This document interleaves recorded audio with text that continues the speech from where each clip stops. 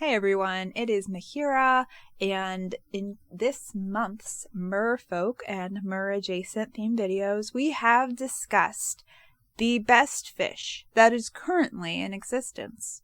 But what about the distant past? Was there a better fish? A bigger fish? Meet the Dunkleosteus. Oh, I did not double check on how to pronounce it, but yeah, I'm going to be calling it the Dunkle from here on out because I think that is terribly cute. And the name comes from David Dunkle. That is the best name ever. I just am reading this right now because I needed to double check my information. The genus name combines David Dunkle's surname with a Greek word that means osteon or something that means bone, which literally means Dunkle's bone. That's so cute. So the Dunkle is actually an extinct genus of large armored jawed fishes. So yeah, these fish had armor. That is amazing. Look at this. Look at that plating. This is a fish that is ready to deal with the blows that life throws its way. These fish were amazing because they once existed. Honestly, the Dunkle is such a unique looking fish. It really doesn't look like it should be real. It looks like something from a fantasy world, but it's not. It was real, which is amazing.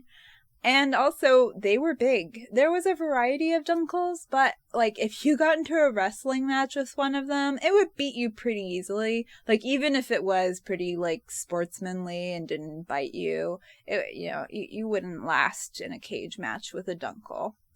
Also, Dunkles could open and close their jaws, like, really quickly, and they had a bite force of roughly, like, 1,500 pounds or 700 kilos? That's perfect for when that jar of pickles won't open. Also, a Dunkle appeared for a brief yet memorable moment in the second Dinotopia book by James Gurney. The characters were going down into the ocean to these underwater caves in this awesome old-timey submarine, and a Dunkle popped out and attacked them and broke a part of the sub, really just showing off the Dunkle's prowess for all to see and admire. So now that we have established some wonderful things about the Dunkle, what can we learn from the Dunkle in regards to real monster design for like film or stories, comics, etc.? I ruminated on this while drawing this picture, which shows, well, this series of pictures, which is the many emotions of the Dunkle. I feel like I could do like a fine art piece that would really do justice to this concept, but for now we'll just have to go with these cute little comics. So, the things I learned are, 1, do not shy away from the creepiness. So, like, for the longest time, every time I saw the Dunkle, my whole body would just kick into that fight or flight instinct.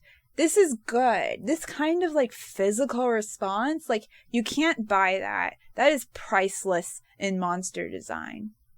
The second factor is predator eyes, okay? Like the Dunkle's eyes are on the front of its face.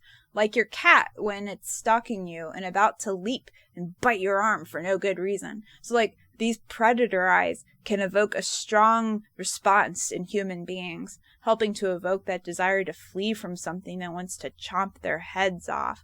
So yeah, predator eyes can be very effective in the monster design and in invoking that kind of like creepiness.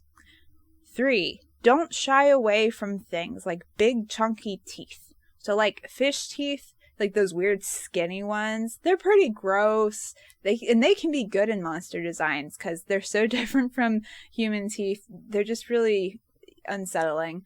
But as the Dunkle shows, you need to be willing to vary it up when necessity calls. Instead of just keeping to the skinny teeth, just go really, really, really far the other way and you get the massive, almost beak-like chompers the Dunkle has.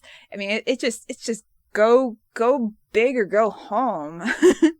I love the Dunkle. Anyways, and the fourth lesson is to do not make them cute.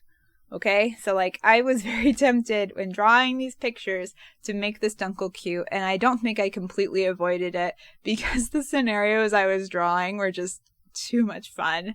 But I tried to avoid it. Like I tried to have detailing that evoked like not smoothness. Now I will say that like I didn't really include as many details as I really wanted to in the Dunkle skin. I really wanted to make it feel like highly textured. I just basically ran out of time. But yeah, having intense texture is really good, not only for just like indicating that like this is not a cute baby, it is a monster thing and it's an adult, but it's also, I've seen it used very well in like just horror art in general. Texture tends to just kind of like take things up a notch. Not always. I'm sure that there's a lot of great horror where like the textures are minimal, but I don't know. In my experience, texture can really just kind of drive the fear factor home. But yeah, so nature is amazing. It has so many horrifying and awesome creatures for artists to draw inspiration from. What's your favorite monstrous animal or fish, living or extinct? Let me know. I am curious. I am very scared of them, but I love them regardless because it's awesome. One final thing is that this was completely unintentional, but I think there's like a story here in this Dunkle art. Like, let me know if you see it. I see a character arc happening for this Dunkle as he learns a valuable life lesson about friendship and betrayal and peace. And pizza. If anyone knows how the Dunkle could have ordered pizza, like, let me know. And, like, let's not say it's unrealistic for a Dunkle to have ordered pizza. Because I feel like a Dunkle could do anything it sets its mind to. Except apparently paying the pizza delivery boy with seashells. I mean, that's a pretty hard sell even for a Dunkle. Anyways, I'll see y'all in the next video. Bye-bye!